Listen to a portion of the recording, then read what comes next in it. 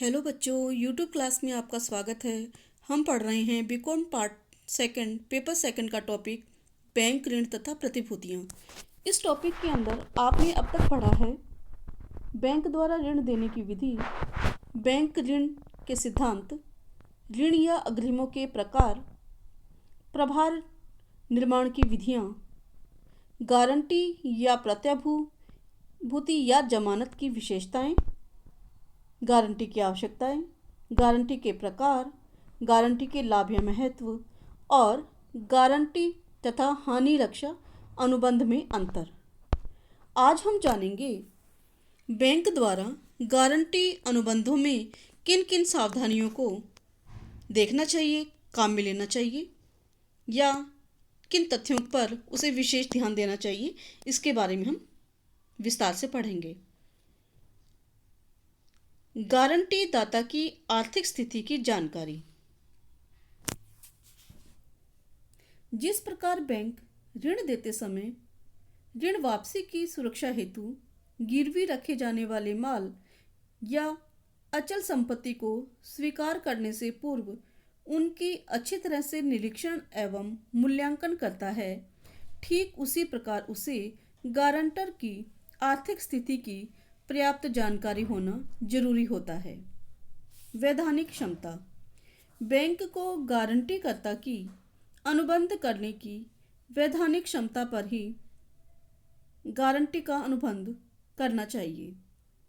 यदि उसके पास में अनुबंध करने की वैधानिक क्षमता नहीं है तो उसका अनुबंध ही अवैध हो जाएगा, क्योंकि पागल, अवयस्क और दिवालिया तथा ऐसे ही अन्य असक्षम व्यक्ति अनुबंध करने के लिए वैधानिक रूप से अयोग्य होते हैं और उनके द्वारा किया गया अनुबंध कानूनी रूप से अवैध और बेकार होता है। इस प्रकार विभिन्न वर्गों के व्यक्तियों तथा संस्थाओं से गारंटी अनुबंध में भी उनकी वैधानिक योग्यता तथा क्षमता की जानकारी होना बैंक के लिए आवश्यक है। जैसे इनमें कुछ जो पक्षकार हैं वो इस प्रकार हैं। विवाहित महिला की गारंटी करने की वैधानिक क्षमता तो होती है, किंतु मूल ऋणी द्वारा त्रुटि की दिशा में केवल महिला की व्यक्तिगत संपत्ति ही दायित्व पूर्ति के लिए उपयोग में की जा सकती है।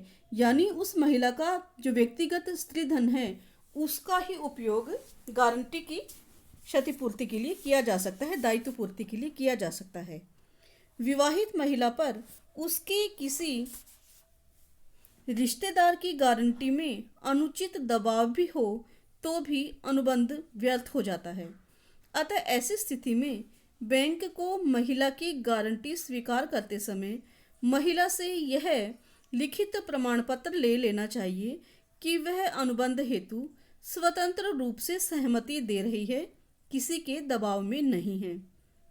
साझेदारी में एक साझेदार भी फर्म की ओर से गारंटी दे सकता है, किंतु यह गारंटी तभी वैध और मान्य होती है जबकि गारंटी देना फर्म की सामान्य कार्य हो और फर्म द्वारा गारंटी देने के लिए ऐसे साझेदार को अधिकृत कर रखा हो, अन्यथा गारंटी जो है वो व्यर्थ हो जाएगी। लिखित।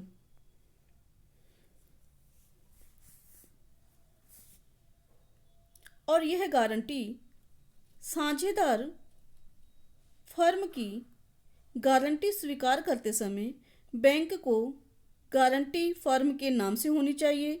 गारंटी अनुबंध पर सभी साझेदारों के हस्ताक्षर होने चाहिए। साझेदारी समझौते में गारंटी संबंधी प्रावधान है या नहीं, इसके बारे में भी उल्लेख होना चाहिए। यदि गारंटी किसी साझेदार द्वारा गारंटी प्रस्ताव हो तो उसे गारंटी के लिए फर्म द्वारा अधिकृत करने का सबूत भी देखना चाहिए। यानी बैंक को बहुत ज़्यादा ध्यान देना चाहिए और गारंटी जो है वो लिखित होनी चाहिए। एक कंपनी द्वारा गारंटी में सावधानी। यद्यपि एक कंपनी द्वारा गारंटी दी जा सकती है, किंतु ऐसी गारंटी स्वीकार करते समय बैंक को कंपनी के सीमा नियमों और अंतर नियमों का भी निरीक्षण करना चाहिए और उसको ध्यान में रखना चाहिए कि वह गारंटी दे सकते हैं या नहीं। लिखित में गारंटी होनी चाहिए, आपको मैं बता चुकी हूँ ये, क्योंकि मौखिक गारंटी का कोई अस्तित्व नहीं होता है और उसे न्यायालय में प्रमाणित नहीं किया जा सकता। जमानत राशि का स्पष्टीकरण। गारंटी की राशि का स्पष्टीकरण होना चाहिए। बैंक को गारंटी अनुबंध में यह स्पष्ट रूप से उल्लेख करना चाहिए कि जमानत देने वाला अनुबंध की समस्त दायित्व राशि के लिए जिम्मेदार होगा या उसके किसी एक भाग के लिए।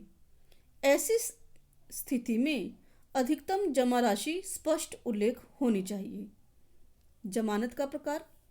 हमने आपको बताया था कि जमानत चालू जमानत और विशिष्ट जमानत दो तरह की होती है।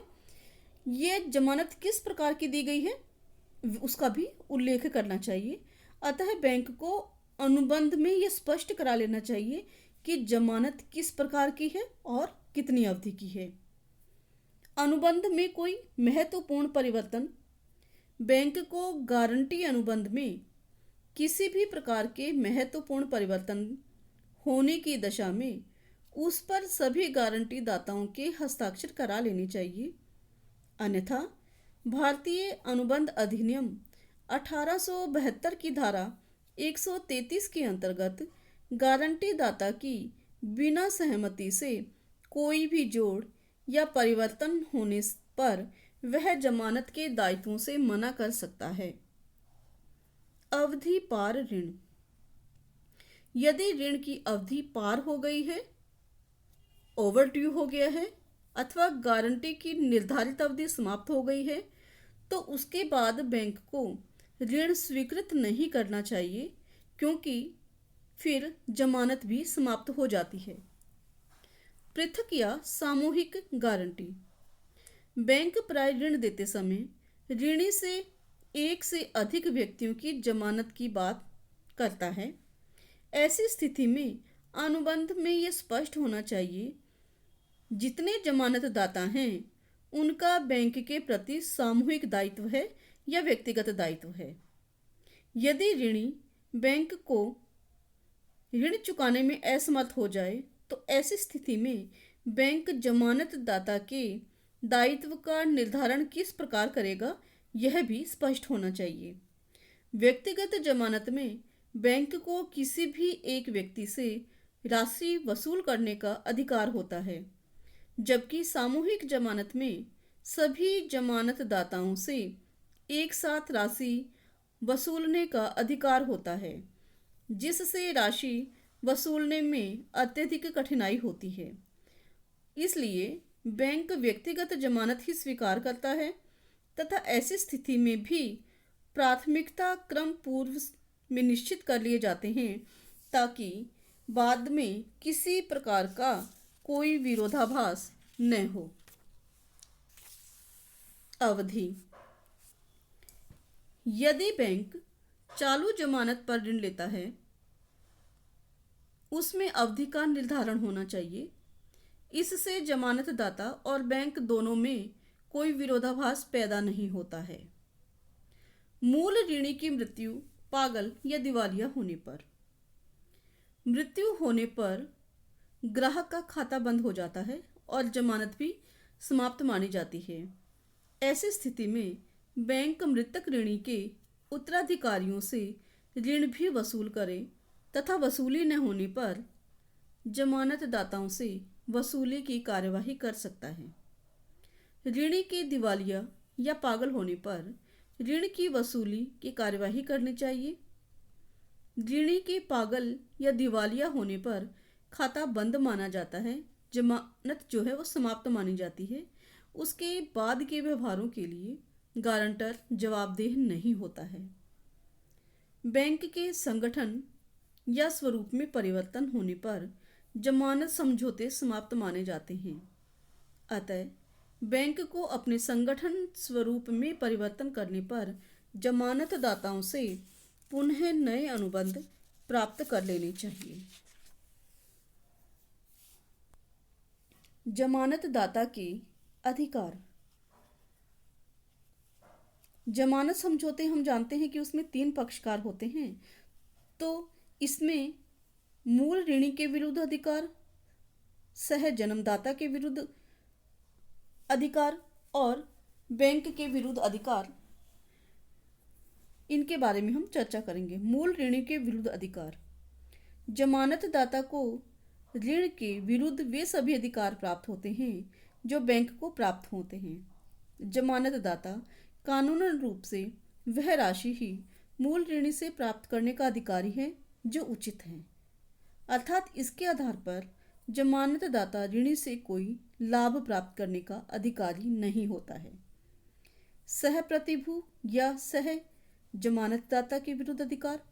यदि बैंक एक ऋणी के विरुद्ध एक से अधिक व्यक्तियों को प्रतिभूति लेता है तो सभी प्रतिभू को सह प्रतिभू या सह जमानतदाता कहा जाता है।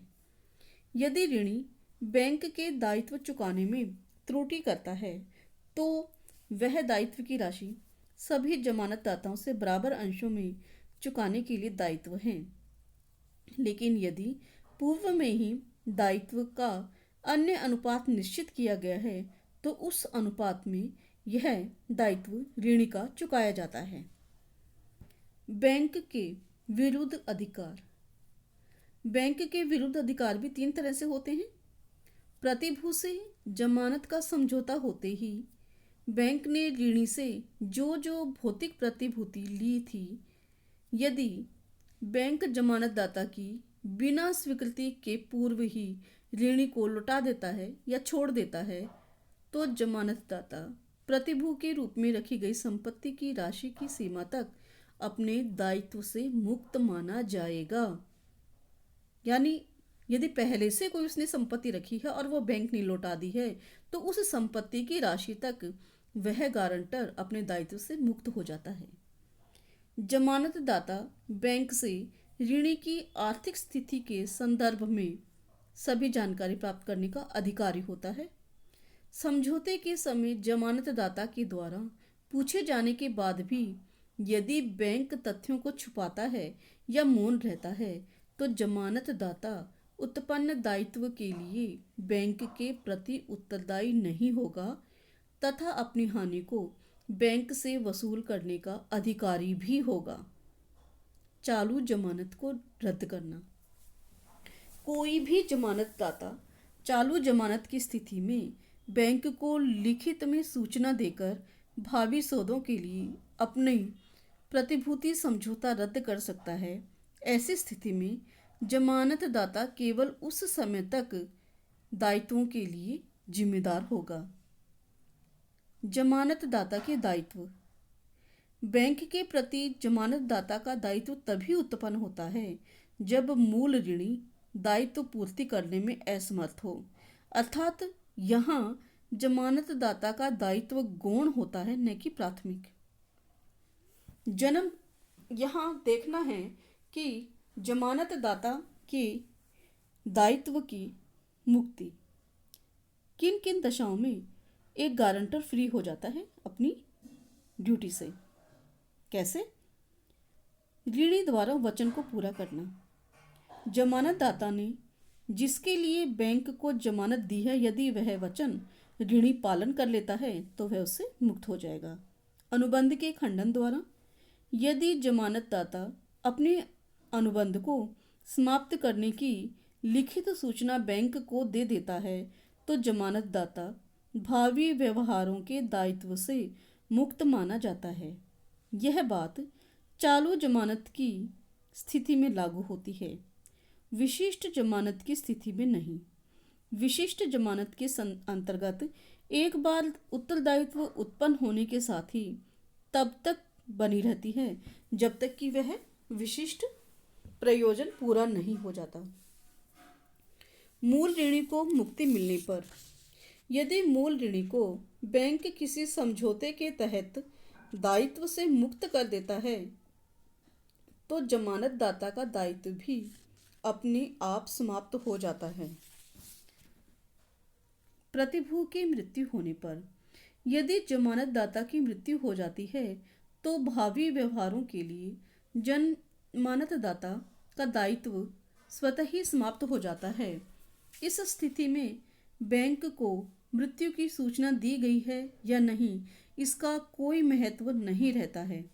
लेकिन जमानतदाता समझौते में बैंक इस बात की व्यवस्था कर लेते हैं कि जमानतदाता का दायित्व मृत्यु की दशा में तभी से समाप्त माना जाएगा जब इससे बाबत सूचना दी जाएगी, तो ऐसी स्थिति में सूचना देना अनिवार्य है। समझौता शर्तों में परिवर्तन।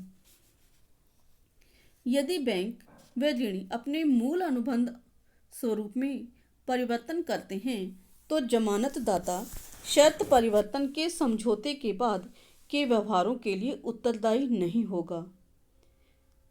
यदि मूल शर्तों के परिवर्तन पर भी जमानतदाता की सहमति ले ली गई है तो जमानतदाता का दायित्व लगातार बना रहेगा। बैंक ऋणदाता की किसी चूक भूल से गारंटर के अधिकारों में कमी। यदि ऋणदाता बैंक ऐसा कोई कार्य, चूक या भूल कर देता है जिससे जमानतदाता के अधिकार में कमी आती है या विपरीत प्रभाव पड़ता है, तो जमानतदाता अपने अधिकारों की कमी की सीमा तक अपने दायित्व से मुक्त हो जाता है। जमानत अनुबंध के अवैध होने पर गलत, झूठा या मौन द्वारा कपट से प्राप्त की गई जमानत अवैध मानी जाती है। यह तथ्य अवैध सिद्ध होने पर जमानतदाता अपने दायित्व से स्वतः ही मुक्त हो जाता है।